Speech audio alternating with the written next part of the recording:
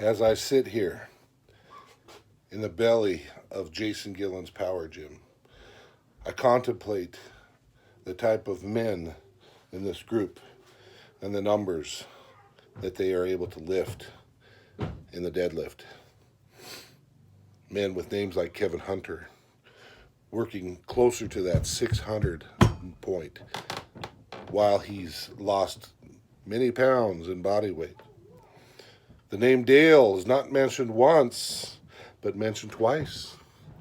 We have Dale Guidry with huge numbers in double overhand deadlifts, Jefferson deadlifts, fat bar deadlifts.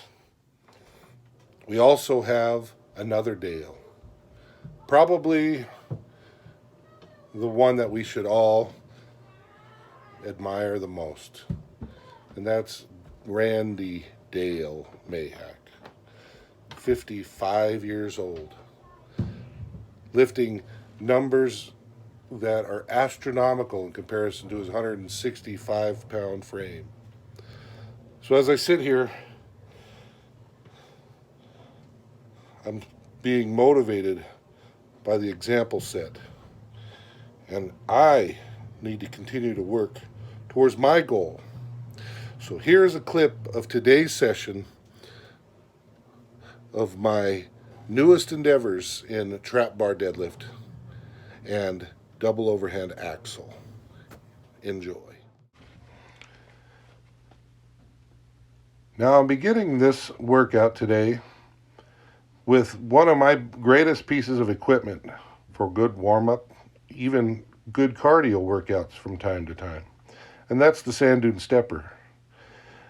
This is sort of a memory foam device that when you run on it or step on it, high steps like I'm doing here, or rotational steps to build, to generate circulation through my hips and the hip joint, it mimics walking on sand.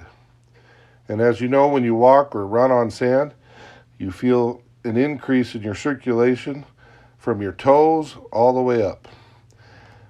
When you step off of this sand dune, it's such a great feeling. You have more of a connection between your feet and the floor, and thereby it does what it's designed to do: increase your proprioception, which is really that mind-feet connection to generate the power from the floor up, especially on an exercise such as the deadlift.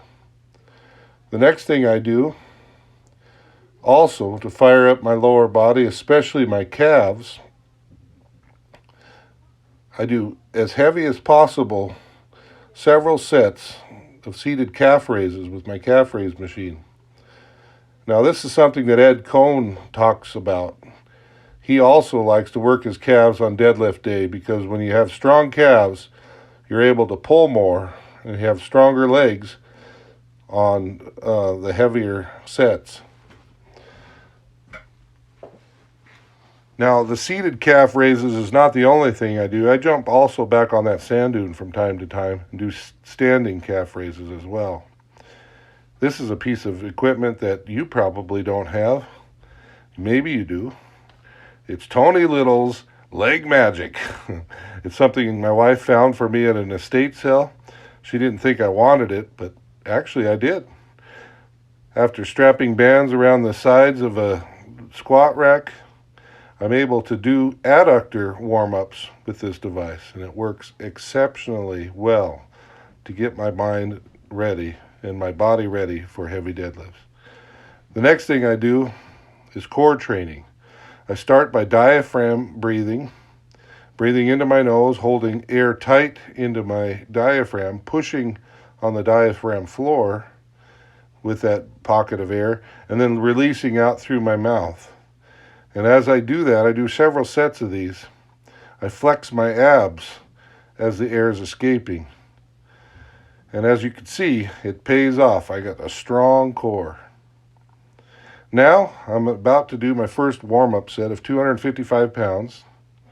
Those are 100-pound plates on my 55-pound kabuki trap bar, working on sternum up, neck up, chin up, Because like Ed Cohn says, we have so much power in the top part of our deadlifts that we don't even utilize. And now I'm beginning to understand what he's talking about.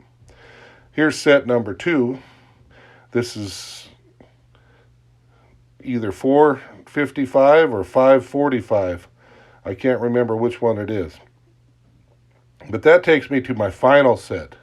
This is why I came to the show today. This is what I came to do.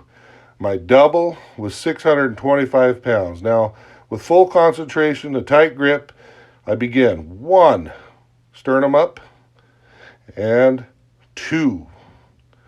There again, another strong, good day for deadlifts. Now, feeling jazzed about that, I moved on to my double overhand axle deadlift, starting with 340 pounds. And this is kind of a sumo style stance that I take.